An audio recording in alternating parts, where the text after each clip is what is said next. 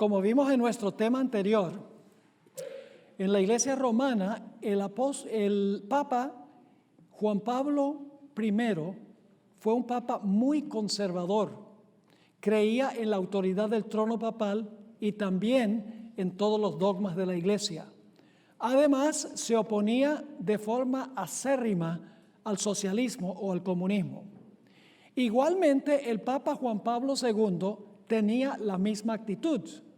Un papa tradicionalista, teológicamente conservador y también en contra del comunismo. Pero los tópicos de conversación de estos papas conservadores eran asuntos sociológicos, como por ejemplo hablar en contra del matrimonio homosexual, en contra de la eutanasia, en contra del aborto, en contra de la confusión de género y asuntos de esa naturaleza. Para que los políticos del mundo adoptaran la forma de pensar y apoyaran a la Iglesia romana, era necesario que la Iglesia cambiara los tópicos de conversación. Y por lo tanto, encontramos que se levantó un papa, como veremos en unos momentos, que ha cambiado radicalmente los tópicos de conversación de la Iglesia romana. Los gobernantes seculares del mundo y los medios de comunicación, que son mayormente liberales, y las Naciones Unidas no apreciaban estos puntos de discusión de estos papas conservadores. Los consideraban fuera de moda y los consideraban también como en contra del progresismo de la época. Según ellos, la Iglesia debía llegar a ser más inclusiva, debía ser pluralista. El posmodernismo y el deseo de ser políticamente correctos exigían un cambio de tópicos. Además de eso, necesitaban un papa que fuera más acorde con el socialismo y el comunismo que lo que habían sido los dos papas conservadores. En la década de los 70, el comunismo comenzó a causar problemas en Centroamérica y en Sudamérica. Los obispos jesuitas, como vimos, no eran tan solo católicos, sino también al mismo tiempo comunistas. En la década de los 80, la teología de la liberación penetró a la Iglesia romana. La teología de liberación es la versión cristiana del marxismo o del socialismo, con otro nombre. Y ahora los teólogos que sostenían la teología de la liberación, que eran mayormente jesuitas, comenzaron a cuestionar los dogmas de la Iglesia y la autoridad del trono papal. Ellos pretendían creer todavía en los dogmas de la Iglesia. Usaban la misma terminología, pero con un significado distinto. Quiero leer esta cita que se encuentra en el libro Los Jesuitas, página 51, a donde este jesuita ultraconservador, Malachi Martin, describió cómo usaba la misma terminología, pero con otro significado. Leo de la siguiente manera. La teología de la liberación era el modelo perfecto para los sandinistas. Incorporó el objetivo mismo del marxismo-leninismo, recogía la clásica lucha de masas marxista para liberarlas de toda dominación capitalista. Y por encima de todo, el bebé marxista quedaba a la postre arropado con los pañales de la antigua terminología católica. Es decir, el bebé tiene la misma terminología, pero con otro significado. Sigue la cita. Los vocablos y las frases cargadas de significación para el pueblo eran trastrocados e invertidos. El Jesús histórico, por ejemplo, se convertía en un revolucionario armado. El Cristo místico se transformaba colectivamente en el pueblo oprimido. La Virgen María pasaba a identificarse con la madre de todos los héroes revolucionarios. La Eucaristía resultaba ser el pan elaborado libremente por los obreros liberados. El infierno era el sistema capitalista. El presidente de los Estados Unidos, jefe de la nación que lo representaban, encarnaba el gran Satán. El cielo se trocaba en el paraíso en la tierra de los trabajadores, entre los cuales ha sido abolido el capitalismo. La justicia venía a ser el descuajo de los beneficios capitalistas que serían devueltos al pueblo, al cuerpo místico de Cristo, a los socialistas democráticos de Nicaragua. ¿Cómo les parece? La misma terminología, pero con un significado radicalmente distinto, cuestionando toda la teología tradicional de la Iglesia romana. En 1987, 2 años antes de la caída del muro de Berlín, dicho sea de paso, Malachi Martin escribió el libro al cual me he estado refiriendo. El libro se titula Los Jesuitas. Malachi Martin era un jesuita, murió hace unos años, era un jesuita ultraconservador, como mencioné, amigo personal de Juan Pablo II. En su libro, y recomiendo que lo lean, porque es de gran beneficio histórico y apunta hacia lo que está pasando hoy en la iglesia, aunque él lo escribió 32 años antes. Él documenta en su libro cómo la Sociedad de Jesús o los jesuitas, a partir del Concilio Vaticano II, han cambiado radicalmente la razón de su existencia, con el fin de ganar la confianza de los políticos, de los científicos y también de los protestantes. Martin, este teólogo jesuita ultraconservador, estaba disgustado con los jesuitas liberales por haberse rebelado ellos contra la autoridad del Papa y contra los dogmas tradicionales de la Iglesia. En su libro, Martin documentó de cómo cuando el Papa visitó, por ejemplo, el país de Nicaragua en marzo de 1983, cómo los sacerdotes jesuitas trataron con irrespeto y con desdén al Papa Juan Pablo II. Lo echaron a un lado, inclusive lo abuchearon públicamente. Según Martin, el pontificado de Juan Pablo II fue muy doloroso, pues los jesuitas lucharon contra su autoridad y reinterpretaron los dogmas de la iglesia.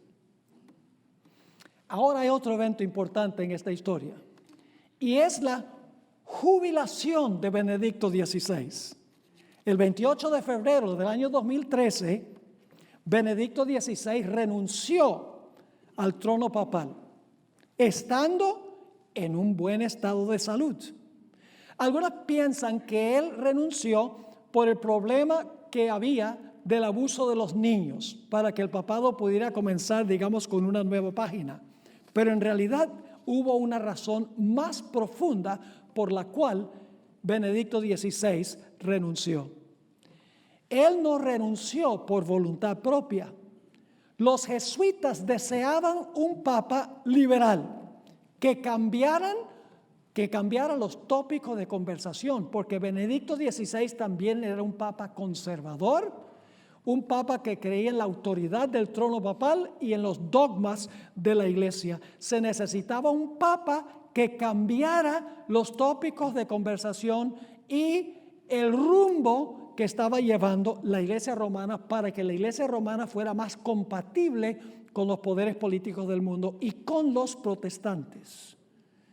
Elena White le dio al clavo en la cabeza cuando comparó el cambio de estrategia de los jesuitas con la apariencia variable del camaleón. La Iglesia Católica en su esencia no cambia, lo que cambia es su apariencia dependiendo de las circunstancias. Ella escribió: mejor descripción del papado que jamás haya leído. Forma parte de su política asumir el carácter que le permita realizar mejor sus fines, pero bajo la apariencia variable del camaleón oculta el mismo veneno de la serpiente. La mejor descripción del papado que he leído jamás. Malachi Martin describió la nueva misión de los jesuitas, aún tan temprano como durante el pontificado de Juan Pablo II.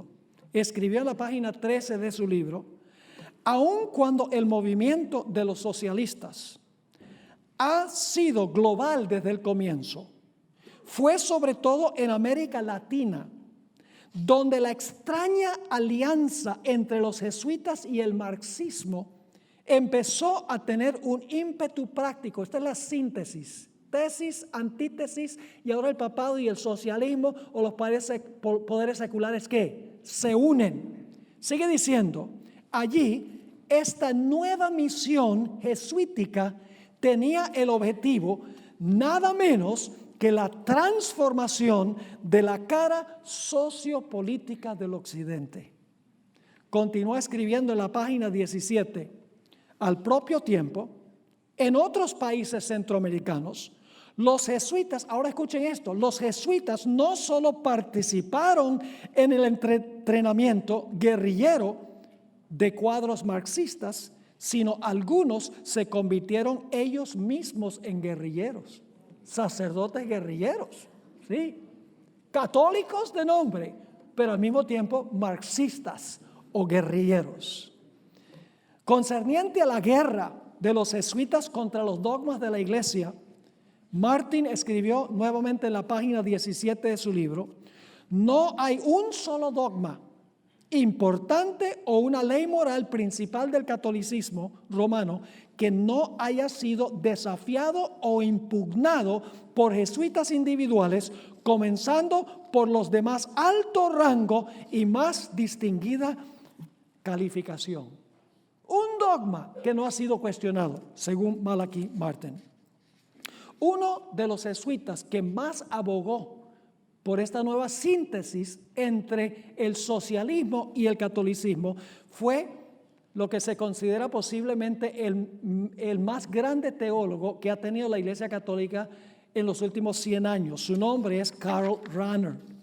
Y Malachi describió a Rahner de esta manera: Karl Rahner dijo que a fin de lograr la unidad cristiana, era necesario desechar toda insistencia sobre la infalibilidad papal como dogma y dejar de hacer hincapié en todas las demás creencias referentes al romano pontífice y al catolicismo romano que habían sido propuestas y definidas por los papas desde el siglo IV. Interesante, ¿qué está diciendo Karl Rahner? Hay que desechar la idea de que el papa es infalible. Y hay que desechar las demás creencias de la iglesia para que entonces podamos ¿qué? Tener la unidad cristiana. Cuando el Papa Benedicto se jubiló, entre comillas, el conclave se reunió en la Capilla Sistina para elegir a un nuevo papa. Cuando salió el humo de la chimenea de la Capilla Sistina, la Iglesia Católica tuvo su primer papa jesuita. Yo pregunto, ¿se estaba cocinando esto hace un buen rato? Sí, señor, lo que la gente no conoce. ¿Por qué escogió Bergoglio el nombre Francisco? Él mismo dice por qué escogió el nombre. En Laudato Si, el párrafo 10, escribió: tomé su nombre de San Francisco de Asís, tomé su nombre como guía y como inspiración en el momento de mi elección como obispo de Roma. Es el santo patrono de todos los que estudian y trabajan en torno a la ecología, amado también por muchos que no son cristianos. Él manifestó una atención particular, es decir, a Francisco de Asís, él manifestó una atención particular hacia la creación de Dios. Ahí está el asunto del cambio climático. Y hacia los pobres y los abandonados. ¿Cuál es el énfasis ahora? El énfasis ahora es la ecología. El énfasis ahora es la creación de Dios. El énfasis recae sobre los pobres y sobre los abandonados. El enfoque de Francisco no ha recaído sobre los dogmas de la iglesia, ni sobre la autoridad del trono papal.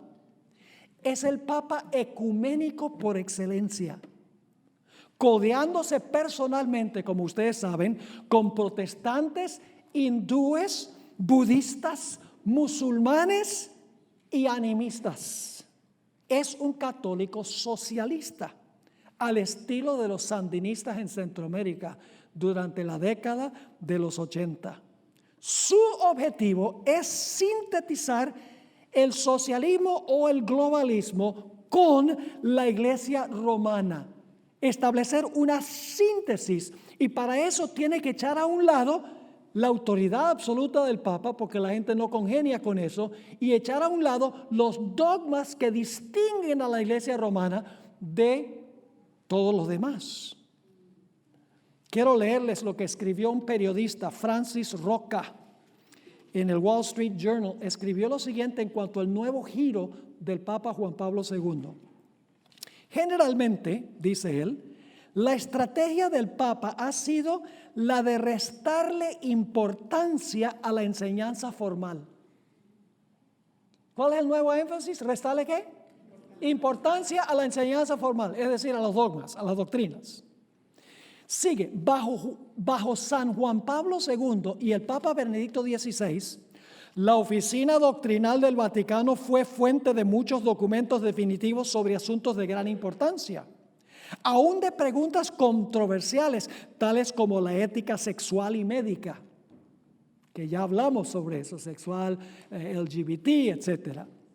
Sigue escribiendo, la oficina doctrinal del Vaticano también investigó y disciplinó a teólogos que se desviaron de la ortodoxia. Bajo el Papa Francisco, ambas de estas funciones prácticamente han cesado. ¿Están captando lo que está diciendo? Tenemos un ejemplo del concepto que tiene Francisco en cuanto a las doctrinas. A él no le interesan los dogmas o las doctrinas. A él no le interesa que la gente acepte su autoridad en el trono papal. Déjenme darles un ejemplo. En un avión, él dio una rueda de prensa en uno de sus viajes. Y un periodista le preguntó qué pensaba él del matrimonio homosexual. Su respuesta fue, ¿quién soy yo para juzgar? Si esto hubiera sido Juan Pablo II, hubiera sido Benedicto XVI, no hubieran titubeado en decir, eso es contrario a la voluntad de Dios, como dice la Biblia. Pero este nuevo Papa dice, ¿quién soy yo para juzgar? Francis Roca, de quien leí hace unos momentos, comentó sobre esto. La declaración más famosa de su pontificado la hizo en una rueda de prensa en el avión cuando dijo, ¿quién soy yo para juzgar? El objetivo principal del Papa, de este Papa, es ganar la confianza de los poderes civiles del mundo, especialmente los Estados Unidos. Lamentablemente para él, Donald Trump es un estorbo. Por eso tienen que estar para la última presentación. A fin de lograr este fin, de que los políticos cooperen con la Iglesia romana, es necesario cambiar los tópicos de conversación. Este Papa no habla de la distinción de género. Este Papa no habla de la eutanasia. Este Papa no habla de LGBTQ. Este Papa no trata esos asuntos del pasado, muy controversiales, que van en contra de la manera de pensar hoy en día. Él tiene que tocar tópicos que son compatibles con el modo de pensar moderno. En el libro Los Jesuitas, página 19, Malachi Martin escribió, el matrimonio, la homosexualidad, esto hace 32 años. El matrimonio, la homosexualidad, la ética de los negocios, la libertad humana, la piedad, cada esfera de la existencia humana tenía que ser echada a la deriva de las corrientes cambiantes de la redefinición. En la página 11 escribió, en lugar de la finalidad sobrenatural de la iglesia tradicional, la Compañía de Jesús ha sustituido la lucha en el aquí y ahora por la liberación de una clase de hombres y mujeres de nuestra sociedad de hoy, los millones de personas que padecen de injusticia social, política y económica. Ese es el tópico de conversación. Los tópicos de conversación de Francisco son puramente socialistas. Ha usado el megáfono papal para hablar del cambio climático, de la pobreza, de transferir la riqueza de los países ricos a los países pobres, la necesidad de abrir las fronteras para permitir la inmigración libre. El Papa ha vinculado los temas del cambio climático, la pobreza, la inmigración y la familia con la necesidad de guardar el domingo como día de reposo.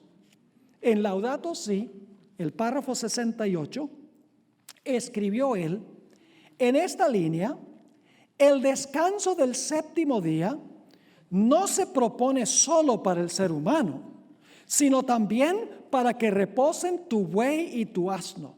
De este modo, advertimos que la Biblia no da lugar a un antropocentrismo despótico que desatiende las demás escrituras. Habla del séptimo día, pero lo interesante es que para él el séptimo día es el primer día.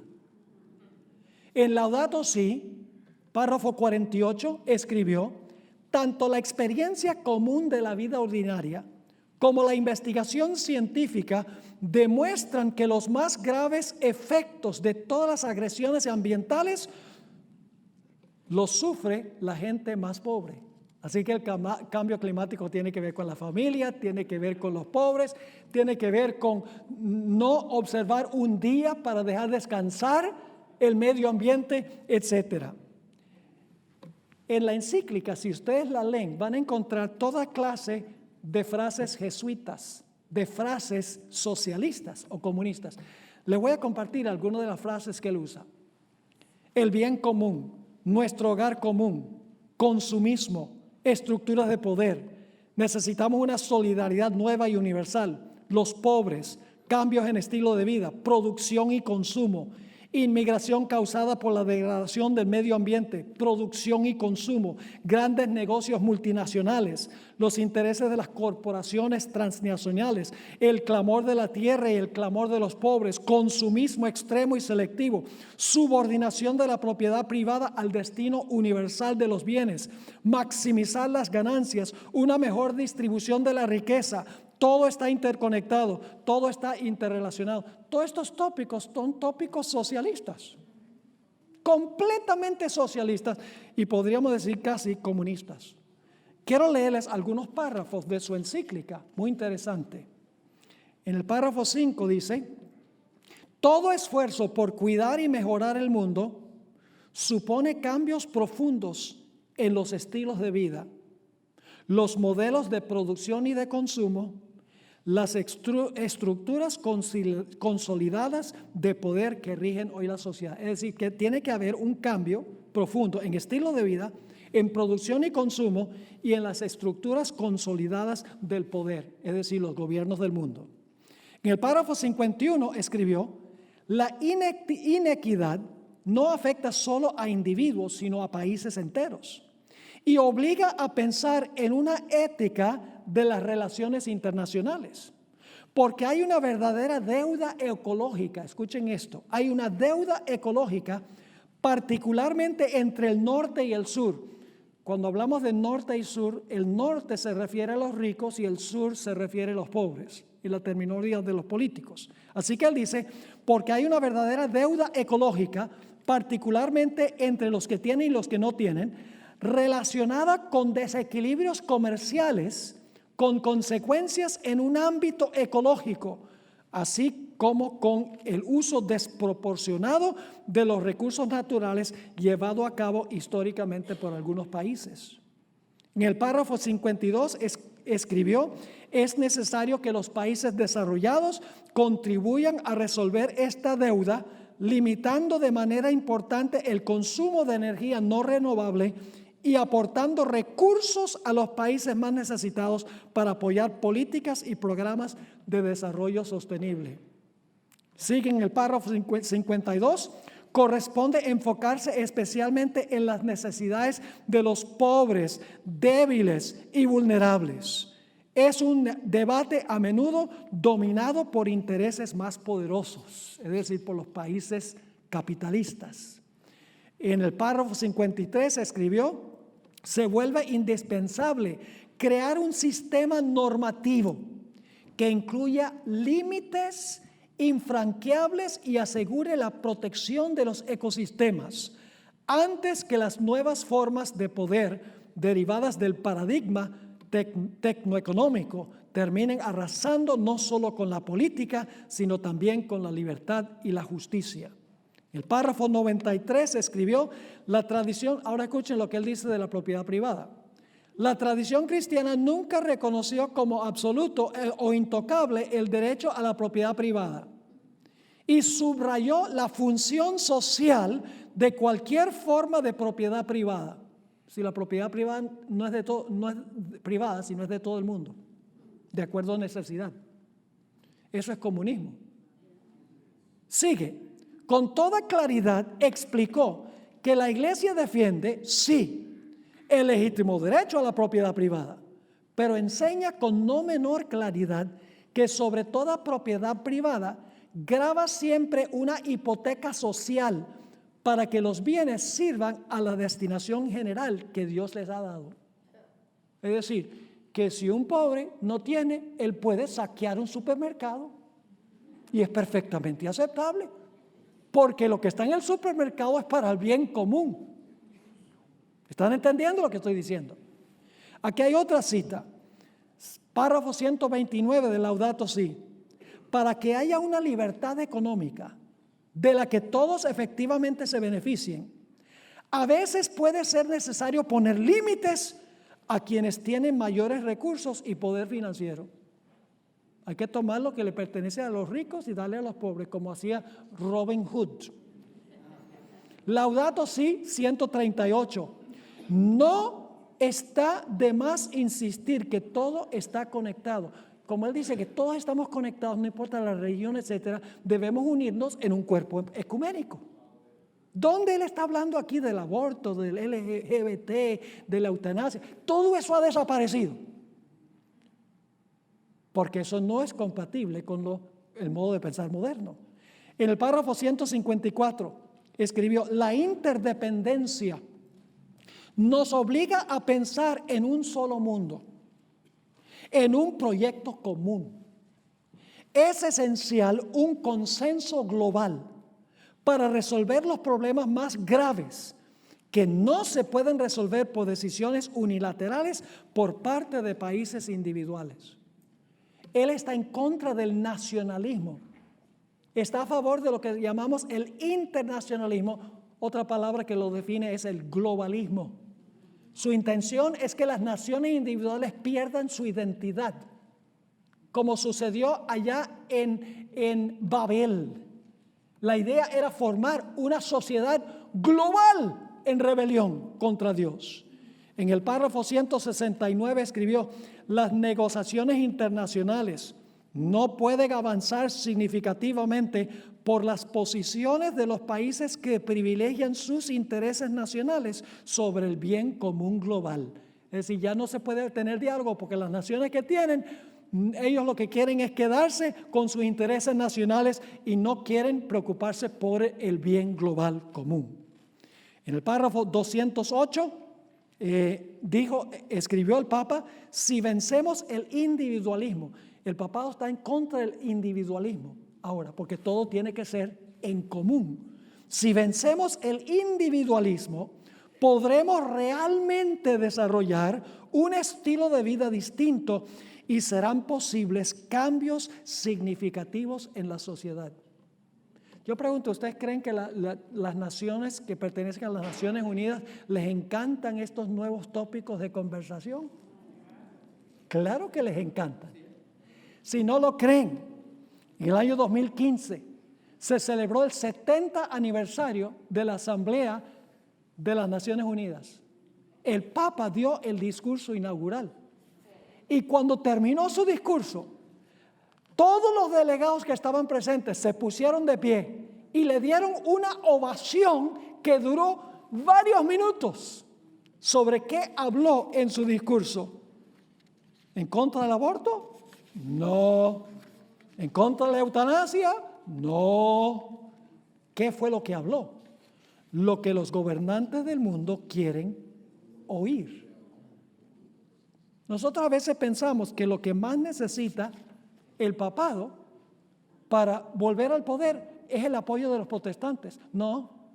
Lo que más necesita el papado para ascender al poder es recuperar el apoyo de los poderes civiles del mundo. Porque esa es la antítesis. Después de la Revolución Francesa, las naciones establecieron gobiernos independientes del papado. El papado solo puede recuperar el poder si sintetiza la Iglesia romana con los poderes seculares del mundo, particularmente los países socialistas. En el libro Los Jesuitas, página 12, encontramos la siguiente cita. Sin embargo, está escribiendo Malachi Martin, sin embargo, el hecho concreto es que muchos jesuitas desean ver un cambio radical en el capitalismo democrático de Occidente en favor del socialismo. ¿Qué es lo que quieren los jesuitas? Un cambio ¿de qué clase?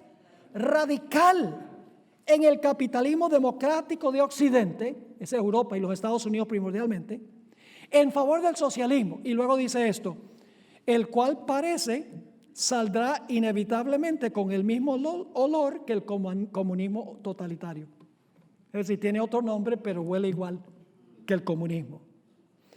La descripción que da Martin, 32 años después que escribió su libro, escribió el libro hace 32 años, pero pareciera que estuviera escribiendo hoy, en la página 457, él ya predijo que el papado iba a cambiar los tópicos de conversación. Escuchen esta cita. Por ende, concentrándose en las cuestiones de derechos humanos, refugiados, minorías, explotación de campesinos, trabajadores y mujeres, así como de los desamparados, la Compañía de Jesús se comprometería con la promoción de un orden mundial más justo, una solidaridad de las naciones ricas con las pobres y una paz duradera basada en los derechos humanos y la libertad. Debemos esforzarnos en la justicia internacional y por poner fin a la carrera de armamentos. Mediante aquellas obras de justicia, los jesuitas estarían anticipándose a la nueva edad que va a venir. Pero la validez de nuestra misión dependerá en gran medida de nuestra solidaridad con los pobres. ¡Qué interesante! Hace 32 años ya estaba diciendo cuáles iban a ser los tópicos de conversación que existen hoy en el papado. Derechos humanos, refugiados, minorías, explotación de campesinos, trabajadores y mujeres, desamparados, etc. No aparece en ninguno de los tópicos tradicionales. Y los medios de comunicación como resultado ven al Papa como el defensor de los pobres, los prisioneros, los desamparados, los débiles y los enfermos. Lava los pies de los prisioneros, vive en una residencia humilde y habla en favor de los menos afortunados.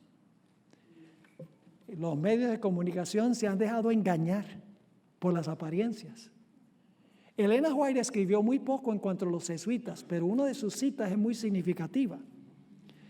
En el Conflicto de los Siglos, página 216, ella escribió, en cuanto a los jesuitas, al darse a conocer como miembros de la orden, se presentaban con cierto aire de santidad, visitando las cárceles, atendiendo a los enfermos y a los pobres, haciendo profesión de haber renunciado al mundo y llevando el sagrado nombre de Jesús, de aquel que anduvo haciendo bienes. Pero bajo esta fingida mansedumbre ocultaban a menudo propósitos criminales y mortíferos. ¡Qué descripción tan vívida!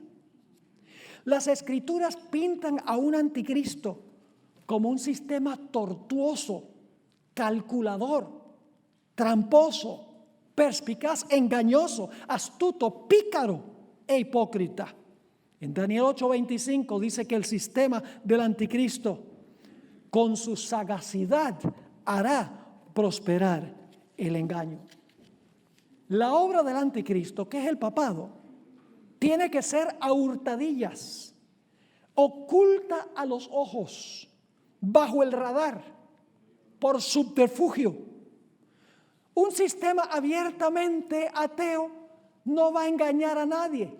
ni va a convencer a ningún cristiano que lo acepte. Pero un sistema que profesa ser religioso y que al mismo tiempo es comunista, marxista o socialista, puede engañar a muchas personas. Ahora quiero hablar desde otro desarrollo muy interesante. Podemos concebir de este cambio de tópicos de conversación para ganarse a los políticos del mundo, los poderes socialistas del mundo, por una conversación, una entrevista que tuvo un periodista con el nombre de Rusconi, Giuseppe Rusconi, italiano. Hizo una entrevista con Arturo Sosa Abascal. Ahora, posiblemente ese nombre no suene como algo conocido en las mentes de ustedes. ¿Quién es Arturo Sosa Abascal?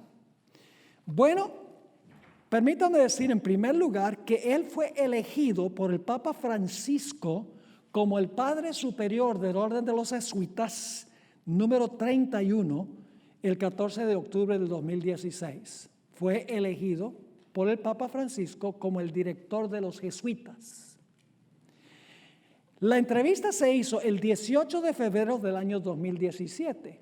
Ahora, la pregunta clave, ¿quién es este hombre Arturo Sosa Abascal? Arturo Sosa Abascal es un cardenal venezolano. Interesante, cardenal venezolano, jesuita venezolano. ¿En qué condición está Venezuela? ¿Qué sistema de gobierno tiene Venezuela? Un sistema de gobierno socialista, le dicen socialista, pero un sistema comunista, donde prolifera la pobreza, la enfermedad, la criminalidad y la violencia. ¿Cuánto ha condenado Francisco I lo que está sucediendo en Venezuela? Nada. Ha guardado silencio. Y Arturo Sosa Abascal sencillamente ha dicho, se necesitan sentar los dos lados para dialogar. Y eso se ha hecho. Y no ha producido absolutamente nada. Ahora permítame decirles algo sobre esta entrevista que ocurrió en el año 2017, el 18 de febrero. El cardenal Gerhard Müller, que es el director de lo que una vez se llamaba la Inquisición, había hecho esta declaración. Él es conservador, aún durante el pontificado de un papa liberal como Francisco I. Gerhard Müller, el director se llama oficialmente el prefecto de la Congregación para la Doctrina de la Fe, ese es el nombre de la Inquisición ahora, porque Inquisición suena muy feo, recuerda mucho del pasado, ¿verdad que sí?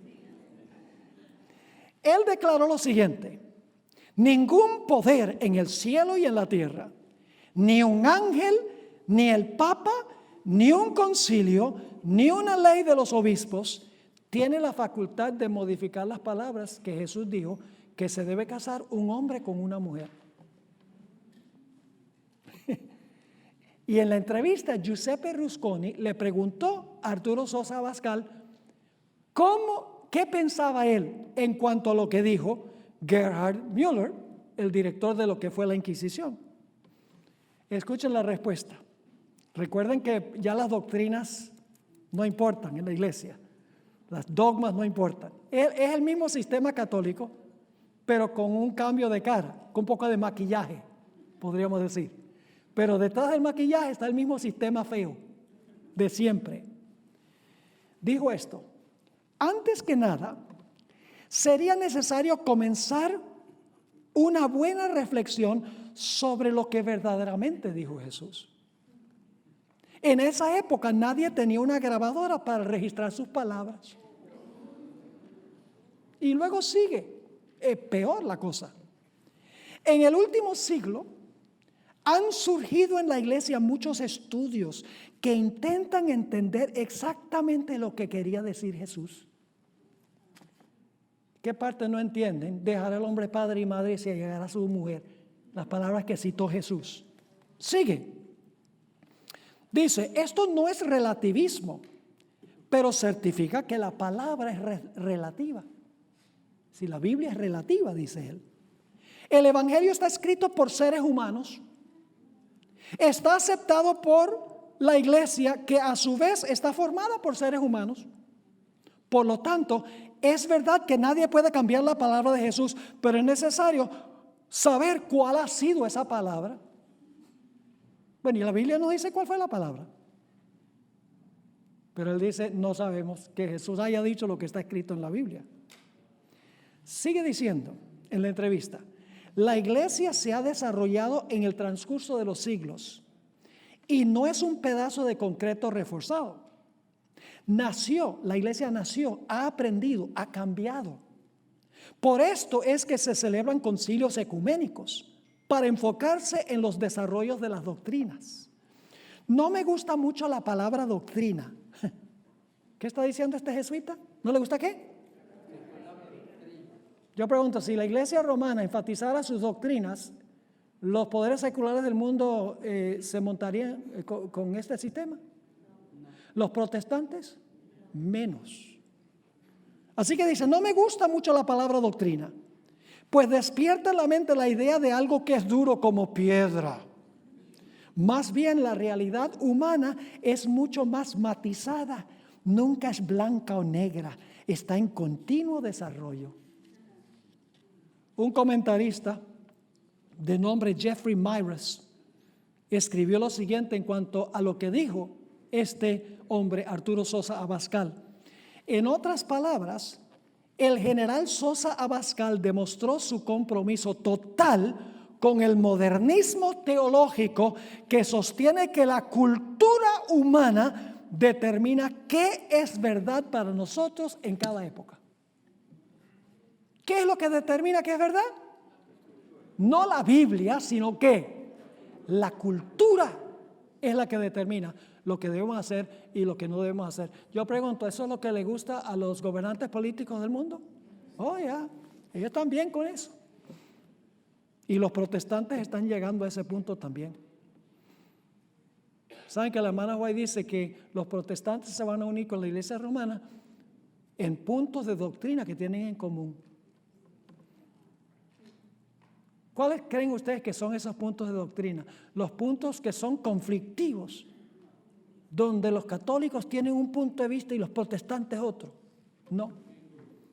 ¿Saben ustedes cuáles son? Voy a llegar a esto otra vez en un momento. ¿Saben ustedes cuáles son las doctrinas principales que vinculan el catolicismo con el protestantismo? El estado de los muertos. Un infierno que arde para siempre. Y la idea de que el domingo es el día de reposo.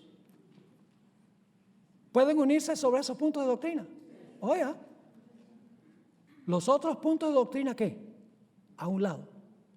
Los tópicos controversiales con los gobernantes del mundo, socialistas y marxistas, a un lado. Para poder sintetizar el romanismo con el socialismo, con el protestantismo. El Papa Francisco ha enfatizado 3 temas centrales en su pontificado. Primero, la necesidad de resolver el grave problema del cambio climático. Segundo, la necesidad de que los dueños de las empresas les den a los pobres obreros que trabajan demasiado un día de descanso a la semana. ¿Cuál día creen ustedes que dice Francisco que los señores capitalistas deben darle a sus obreros? El domingo. ¿Cuál es el día que se debe dejar descansar al medio ambiente? El domingo. Y dice, la familia anda ajetreado todo el tiempo, corriendo de aquí para allá entre la semana, llevando a los hijos a la escuela, preparando la comida, yendo a hacer ejercicio y estudiando. No hay tiempo para la familia. La familia necesita un día donde se puedan reunir todos juntos. ¿A que no adivinan qué día?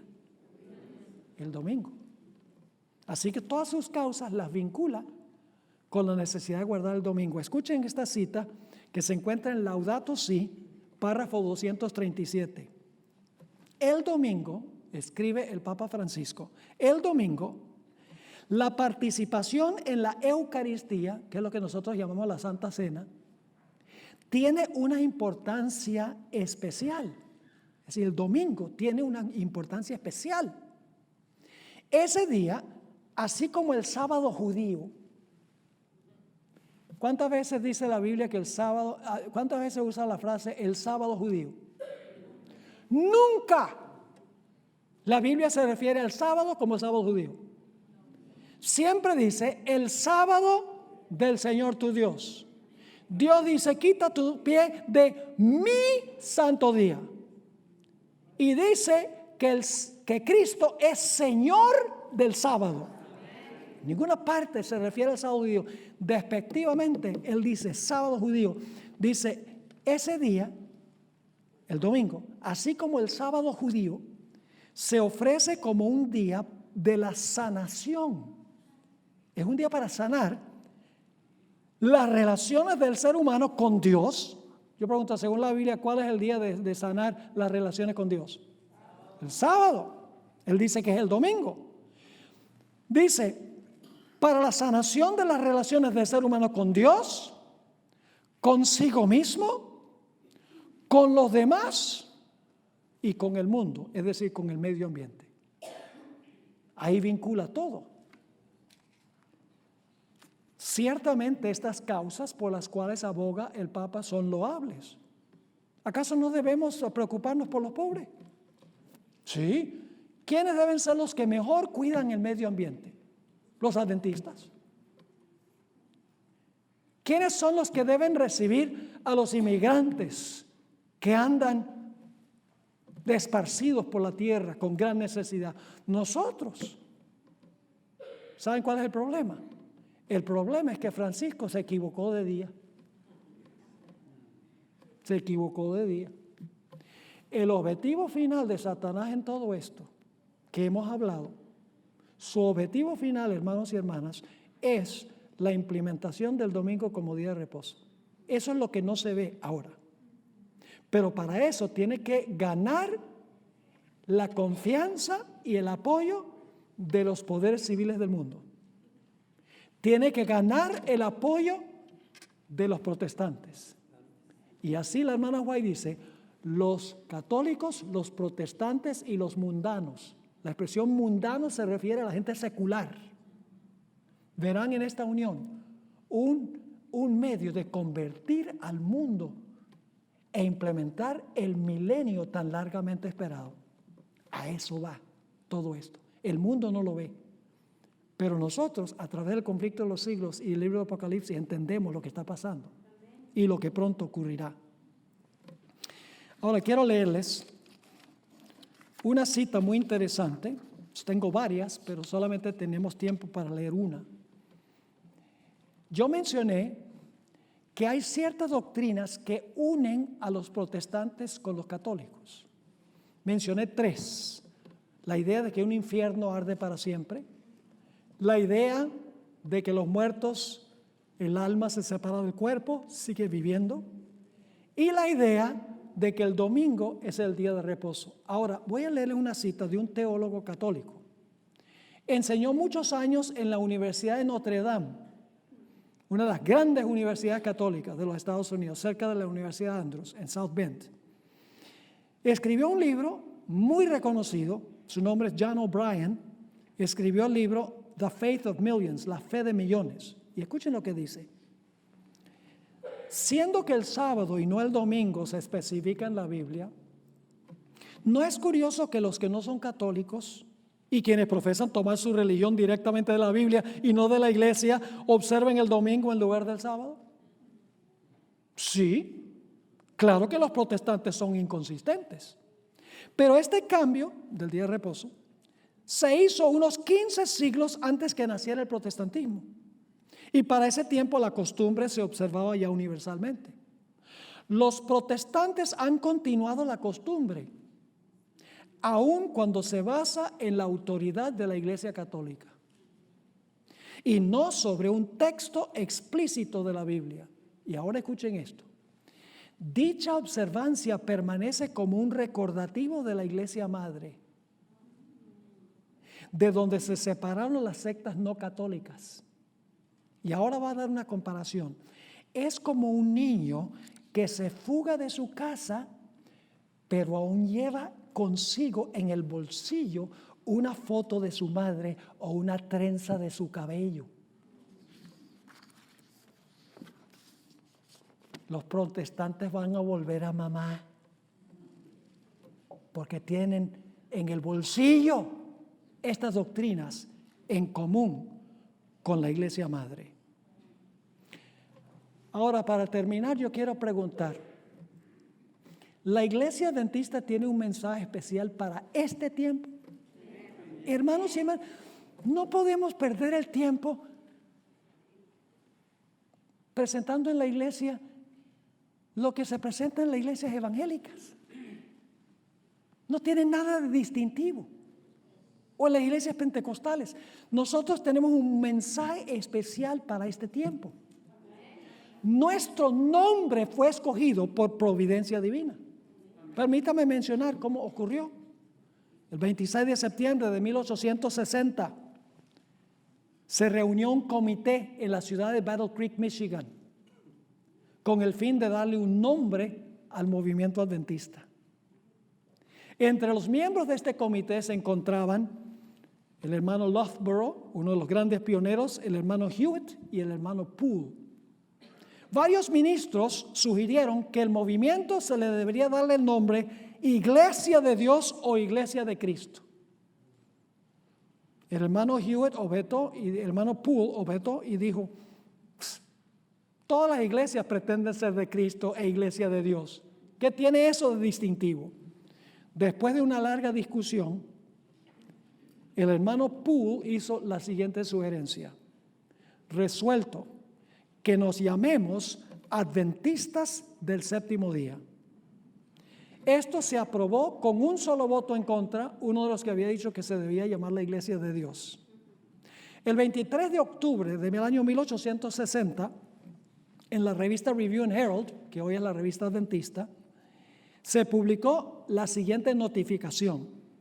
Se propuso el nombre adventista del séptimo día por ser sencillo y expresivo de nuestra fe y nuestra posición. Ahora, no tenemos tiempo, pero si ustedes quieren leer la confirmación del Espíritu de Profecía de que este es el nombre que Dios quería que se le diera a esta denominación, pueden leer en Testimonios para la Iglesia el capítulo 42. Es un capítulo entero donde la hermana White comenta sobre por qué la iglesia adventista adoptó este nombre específico. Yo pregunto entonces, como adventistas, ¿nosotros creemos que el matrimonio debe ser heterosexual? ¿Se debe proclamar eso al mundo? Sí. ¿Creemos nosotros que hay dos géneros, varón y hembra? ¿Y que el Señor puede transformar y cambiar a una persona que está confundido con respecto a su género? ¿Qué tal el sábado? ¿Creemos que el sábado es el día que se debe guardar? ¿Creemos en la distinción de funciones del hombre y la mujer en el hogar y en la iglesia? ¿Cómo no? ¿Por qué? Porque nosotros somos del séptimo día, que significa que creemos que la creación ocurrió tal cual lo dice la Biblia. Creemos que el mundo llegó a existir por un largo proceso de evolución y que finalmente a través de millones de años va a alcanzar su punto omega, un mundo donde todos los problemas han sido resueltos por el genio humano, una edad de oro. ¿Creemos eso? No. ¿Qué creemos? Somos adventistas. Creemos que la única esperanza para este mundo se encuentra en una intervención milagrosa, sobrenatural de Cristo Jesús en las nubes del cielo para finalmente crear cielos nuevos y tierra nueva, no con otros billones de años, sino instantáneamente. Nosotros tenemos un mensaje tremendo. El mensaje del primer ángel de Apocalipsis.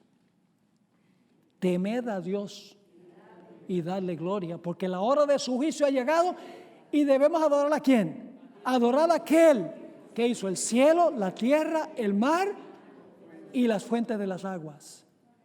Es decir, el mensaje del primer ángel nos insta a predicar que hay que adorar al Creador y la señal del Creador es el Santo Sábado.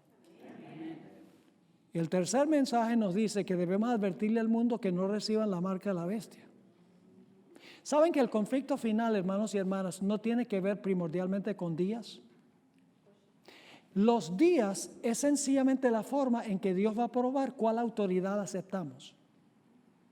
Si nosotros observamos el sábado, nosotros estamos reconociendo la autoridad de ¿quién? La autoridad de Dios que estableció el sábado. Si nosotros observamos el domingo, ¿la autoridad de quién estamos aceptando? La autoridad del poder que profesa haber cambiado el día del sábado al domingo. Detrás de los días está cuál autoridad dirige nuestra vida. Es cuestión de autoridad, no es cuestión de día. Yo pregunto, ¿el sábado tiene 24 horas? ¿El domingo también? ¿Ambos son un número en el calendario? ¿En ambos se levanta y se oculta el sol? Claro, entonces todos los días son iguales. No. ¿Por qué es santo el sábado? Porque Dios dijo que es santo. Lo guardamos porque Él dice. Porque aceptamos su autoridad. Pero los que observan el domingo, muchos que son en realidad sinceros, que no conocen lo que nosotros estamos hablando, muchas de esas personas en realidad al guardar el domingo no se dan cuenta que están aceptando la autoridad del papado, que es el sistema que profesa haber cambiado el día de reposo del sábado al domingo. Y la Biblia nos enseña, y el Espíritu de profecía, que la mayoría del mundo cristiano y los poderes civiles del mundo van a aceptar este falso concepto. Y Dios va a tener tan solo un pequeño remanente fiel que insistirá que la historia de Génesis ocurrió tal cual como dice la Sagrada Escritura. Y estarán dispuestos de morir por vivir según la autoridad de Dios. Dios quiera que nosotros estemos entre ese grupo minoritario, por ser un grupo pequeño, como Noé y su familia, como Elías, como Jesús que sufrió solo. Dios siempre a través de la historia ha estado con el pequeño remanente. Porque el pequeño remanente escoge estar con Él. Ojalá que cada uno de nosotros estemos, Dios mediante, en ese grupo.